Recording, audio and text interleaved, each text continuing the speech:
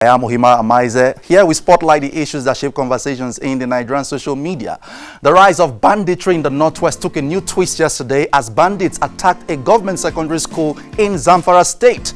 According to that report which broke yesterday, an unspecified number of people were abducted in that attack. In a report by the BBC Hausa Service, the attackers came in what has been described as a Boko Haram style of operation we saw yesterday in Zamfara state. Bandits attack a government secondary school, abducting an unspecified number of people. We'll take a look at this report this morning and how Nigerians are reacting. The Daily Nigerian gave us an account of that report. Breaking in Boko Haram style, bandits attack Zamfara girls' school, abduct many. Let's take a look at the details of that report. In what appears like Boko Haram style of attempted mass abduction, and bandits on Wednesday night attacked a secondary school in Zamfara state, abducting many. In a BBC Hausa report, the attackers stormed government girls secondary school, Moriki, shot sporadically and abducted unspecified number of people. Sources told the BBC that the attackers, who successfully abducted 4 cooks and 2 teachers, were unable to reach the students' dormitories. This was a report yesterday on the Facebook page of the Nigerian Daily. We saw these comments. Ibrahim Idris Baba posting said, "There is a big problem in northern Nigeria. If care is not taken and not tackled on time by the federal government, it may consume the administration. A word is enough for the wise." Ibrahim Idris Baba posting yesterday. Nena Adegbe said, "From northeast, now northwest, our security authorities have failed this nation. All those northern cabals, a day of reckoning is coming. Nothing lasts forever." Nena Adegbe posting yesterday. Christian Edu in a post said, "If Buhari can rule from anywhere, the bandits are saying that they can operate freely in every way they like. Nigeria, sorry, you brought these on yourself." Christian Edu posting yesterday. Michael Chukwuebuka Victor on Facebook said, "Buhari and friends are playing politics with the lives of Nigerians. You are seeing terrorists and just give them a name, bandits. Wow. But unarmed protesters were quickly proscribed terrorists. Who is fooling whom? Shame." Michael Chukwuebuka Victor yesterday. Christopher Collins said, "There are no bandits in the north. All these names you people are giving to this group is deceptive. Every killings, robbery, kidnapping, etc. in the north are being done by the Boko Haram. They are spreading to other parts with different nomenclature to reduce aggressive attention and less military bombardments." Christopher Collins posting on Facebook yesterday, and on Twitter we saw some comments as well. Aliga GCFR said, "Terrorism is a classified business. Banditry will turn out to be another Boko Haram if Nigerian government continues to play it like this. My prayer is, Zamfara, don't turn to another Bonu."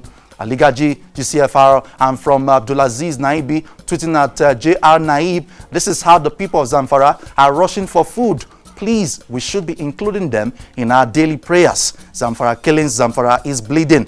Real concerns in the social media about what is going on in Zamfara state. Desmond King tweeting said, "Imagine Goodluck Jonathan away on a personal trip to the UK. Why the killings in Zamfara? Kaduna were ongoing. Some folks would have become so patriotic, but at the moment, onlooking." Desmond King tweeting yesterday. Reno Mokri in a tweet said, "In Nigeria today, you can condemn anyone to death by doing any of the following.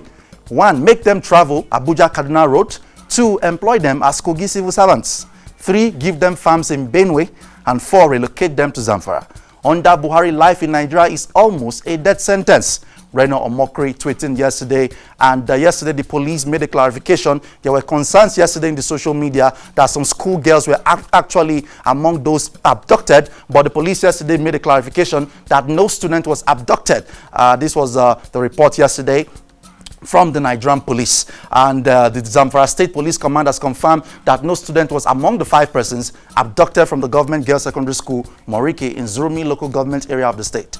Suspected bandits attacked the school on Wednesday night and abducted the 5 persons in the process.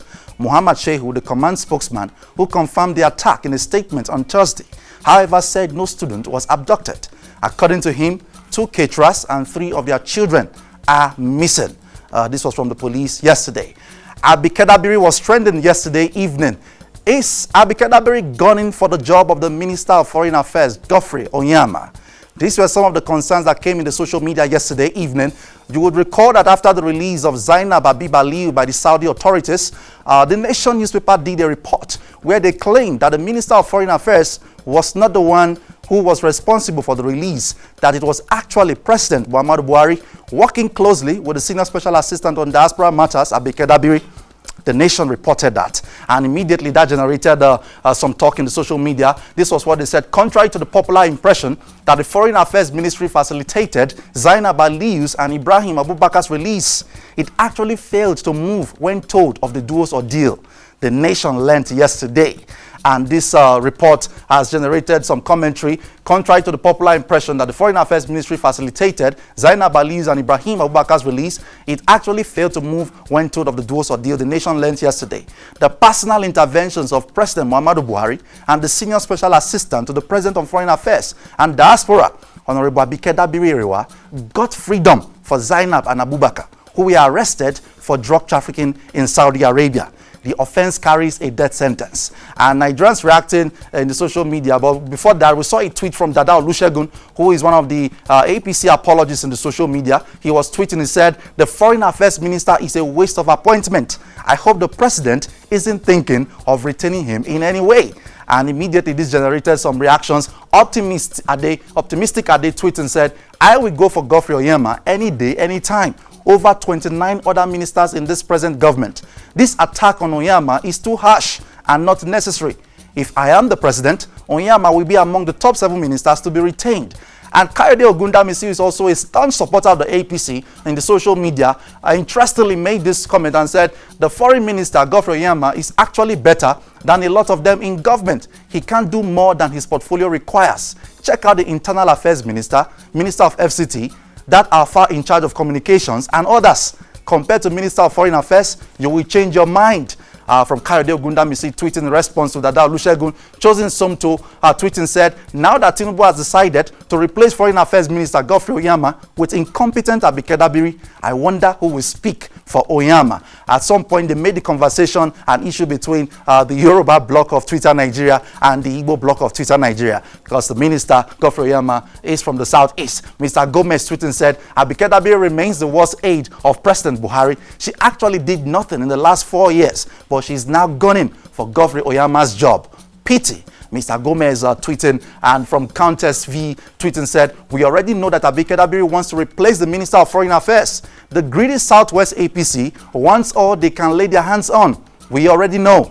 Countess V tweeting yesterday on that issue, which was trending yesterday evening. Ugon 14 said, "Lagos media people, you again? Abike Dabiri just used this to shine, hoping for promotion, forgetting that tramadol na normal diet in the north. I beg, make una investigate this whole sham with Saudi officials." There have actually been concerns in the social media over the past few days that Zainab Aliyu, who was arrested by the Saudi authorities for alleged drug trafficking, may actually have been responsible, as the drug found on her was not cocaine but tramadol, which is popularly used by a lot of young Nigerians on the streets today. Miriam Shehu tweeted and said, "Tramadol is a normal drug that northern girls abuse every day in the north. I do not believe anybody dropped tramadol in Zainab's back. Try not to be poor in Nigeria. The rich will always have their way out of any awkward situation." These are some of the concerns Nigerians are raising. We probably have not seen the last of that issue yet. And we move on to Instablog Niger yesterday, where this report was trending. Naval officer urinates on himself after allegedly getting drunk on duty in Warri, Delta State. Let's take a look at this video, and the comments are followed.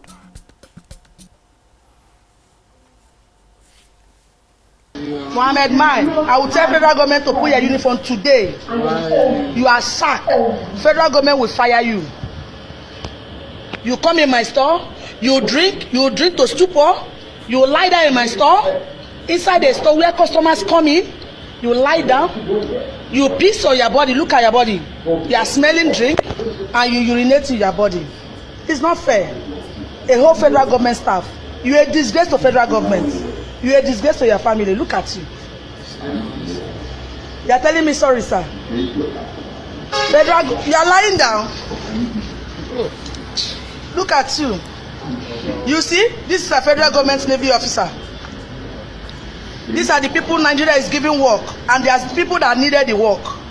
They did not see the work. This is a disgrace to federal government. Shame to Nigeria.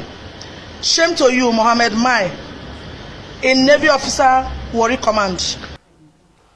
Okay, interesting set of comments yesterday that sparked up a debate in the social media. Okay, so the naval officer, what he did, he was wrong. So the woman who sold the alcohol to him, condemning him at the same time. Okay, let's take a look at some of the comments. Bishizu78 posting said, he deserves to be fired, but I'd like to focus on this shop owner. Why did you sell alcohol to an officer in uniform, then make video of him drunk?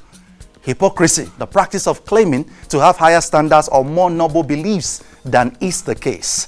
And then from Pamela Benson 85, but you sold the drinks to him in the first place and now you're disgracing him. Do you know what he's going through in his life? You didn't even bother to ask your fellow human being why he's in this condition.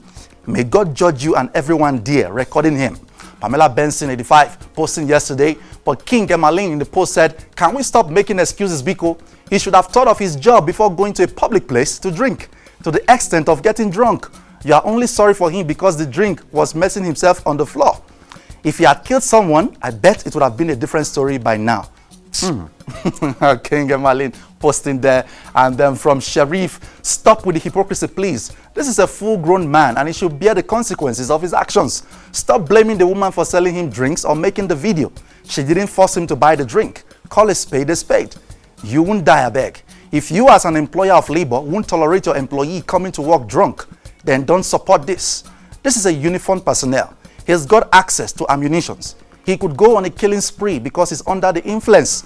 But you are making excuses for him already. Stop the BS, please. Sharif posting yesterday on Instablog Niger. And it's that time of the show where we present our Kakaaki social media person of the week. Every week we bring you a person, someone who is doing interesting stuff in the social media. This is the third edition of the series. And so if you think you know someone in the social media who is doing something, whether they are popular on Facebook, on Instagram, or on Twitter, please tweet at us on Twitter at Kakaaki Social. Share their story with us. You can also nominate yourself. If you think you deserve to be our Kakaaki social media person of the week, please don't hesitate to let us know. And so let's take a look at this video profile very quickly.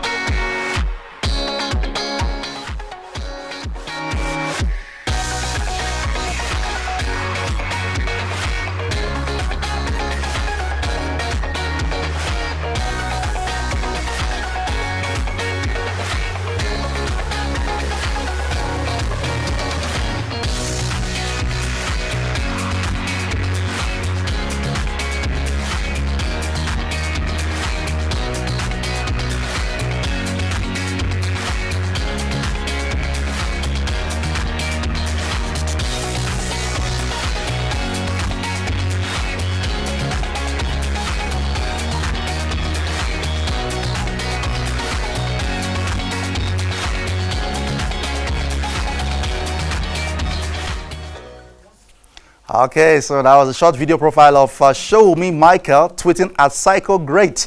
He is our Kakaaki social media person of the week. You just might be the next Kakaaki social media person of the week. So please tweet at us at Kakaaki Social and use the hashtag person of the week to recommend or nominate someone you think deserves to wear that weekly crown. Okay, we move on from this issue now to this issue that came up yesterday in the social media. The governor of Kogi State pledging support to the leader of the APC, Asiwaju Bola Ahmed Tinubu.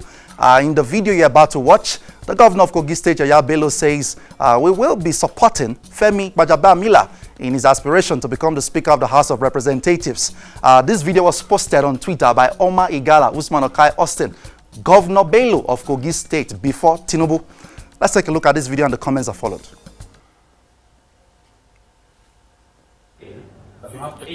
Is it was already?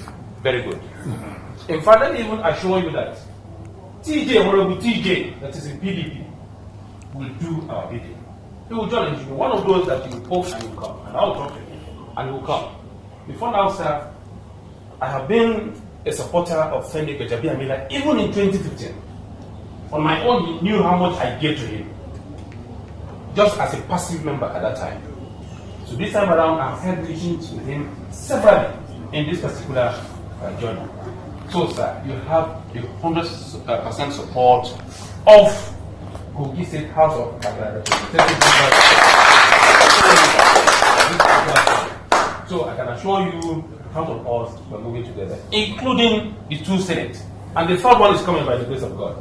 By way of the tribunal, I'm following my... And I can assure you that APC is strong in Kogi State, and that was why we were able to deliver 25 out of 25 House of Assembly members in the history of Kogi State. It has never happened like this. So I want to assure you, sir, that not that will I contribute, or I'm already contributing and I'll continue to give support. So you don't need to be at the forefront. You have a son, you have children that you can send. On that day, just relax and be enjoying. Send me will be in Abuja here that day when we shall return Femi. Thank you very much. It's good to hear. Okay, Kogi State Governor Yaya Bello standing before Asiwaju Bola Ahmed Tinubu, national leader of the APC. In that video you've just seen, we'll take a look at some of the comments. Kemos Beibo too said, he is now Tinubu's son. After what happened to Faleke, the West never forgets. And then another Twitter user responding to that previous tweet, Gordon Mueru, said, don't mind him. He must be a joker to think Tinubu will forget that episode and forgive him. And then we saw another tweet from Caleb Franklin. No talk of the welfare of Kogi people. No talk on development of the state. They are only concerned for power and control of state-owned resources. He sounds so unintelligent. Nigerians have suffered so much. Look at the governor of a state. What a mess. Caleb Franklin tweeting yesterday. And then activists and concerned Nigerians have continued to condemn the raid by the police and the officers of the Abuja Environmental Protection Board on the women in nightclubs.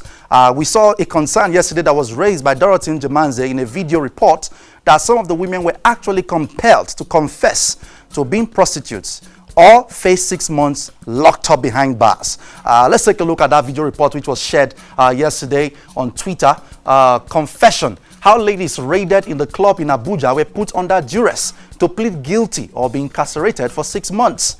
A lady who was bold to investigate this is now being threatened and has been summoned. This was from Pretty Adiela yesterday. And then Dorothy Njemanze also tweeted and said, on women abductions in Abuja, these are no different from what we were subjected to in 2011, 2012, 2013. This is wrong. FCTA, AEPB, and the Environmental Task Force need to stop these gross violations. Let's take a look at this short video very quickly. Took like 70 of you people. Yes, a bit One like person now went to ask question about say where the other girls did. Yes. Then they now went to go and collect it's more not people. one of us, it's one lady. Then they now went to go and collect more people More from the people, road. yes. To make up for the number of the people. Yes, that's what they did. So while you were there, you said you were there since which day? Since Friday. Since Friday. So what was the Who condition? was feeding you? Nobody was feeding. We argued with one of the police officers. The police officer even injured one girl at the police station there. Which of the police station? Utako. Utako police station. Which day did they injure this girl? It was yesterday. And then which day did they carry you? From Utako they took us to life camp. Now see any lawyer before. Why not plead guilty? They said we don't plead guilty, they will take us for 6 months. So we have to plead guilty. That if you don't plead guilty, they will take you for 6 months. 6 months, yes. Which place? Where did they say this thing? I don't know the name of this place. There's this place. I know. At which place did they say this to you? Is it in the area? Now here they tell you, say make you. Okay, so the ladies who were arrested from the nightclubs were asked to plead guilty to prostitution or be locked up for 6 months. That's if you don't call that oppression, I don't know what that is. Chioma Chuka tweeted and said, I was at the press conference for women who were assaulted and harassed by law enforcement. It's horrifying what these young women have gone through. We will not stop till the men behind this are punished. We can't. This is a great evil. Abuja police raid on women. And then she continued in another tweet and said, I met one of the women, a core member visiting Abuja for Easter, who was arrested while she was buying Indomie by the roadside. She was beaten. I can't share the photo of a big blood clot on her bum from the beating. She was violated too. This must stop. Abuja police raid on women. This is really concerning. And like I said earlier in the week, this begins to makes me wonder if we have a Ministry of Women Affairs in this country, because their silence on this issue is deafening. And I hope that the Minister of FCT, Mohammed Bello, the IG of police, would take this issue very seriously. It is something that certainly deserves the attention of the Nigerian government. And this is where we draw the curtain this week, this morning as well. Follow the conversation on Facebook, Twitter, and Instagram. We now have a WhatsApp channel. We have 3 WhatsApp groups running. You can be admitted to any of those WhatsApp groups. Join us also, Facebook, Twitter, Instagram, and subscribe to our YouTube channel, Kakaaki Social. I am Ohimaya Amaize, handing you over back now to Salamatu and Chiko Dinaka. Now, I was asking Chiko Dinaka earlier if prostitution was a gender